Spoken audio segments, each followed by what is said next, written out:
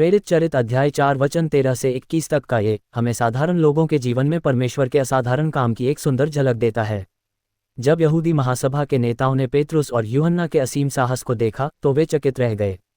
वे भली भांति जानते थे कि ये दोनों कोई बहुत पढ़े लिखे या बड़े धार्मिक अधिकारी नहीं थे, बल्कि अनपढ़ और साधारण मछुआरे थे। लेकिन उनमें एक बात बहुत खास थी। नेताओं ने पहचान लिया कि वे यीशु के साथ रहे थे। यह इस बात का एक अद्भुत प्रमाण है कि परमेश्वर के साथ बिताया गया समय और उसकी संगति हमारे जीवन को पूरी तरह से बदल देती है।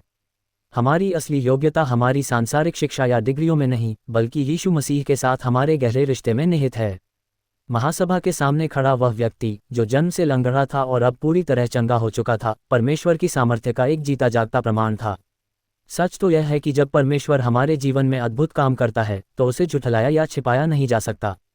दुनिया भले ही सच्चाई को दबाने की या डराने की कोशिश करे, लेकिन परमेश्वर का काम अपनी गवाही खुद देता है।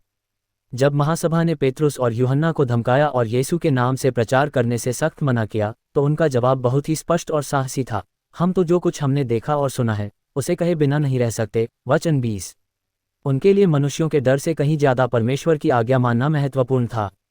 आज की दुनिया में जहां हमें हमारे विश्वास, ईमानदारी या सच्चाई के कारण कई बार विरोध, दबाव या मजाक का सामना करना पड़ता है, प्रेरितों का ये रवैया हमें एक बड़ी चुनौती देता है।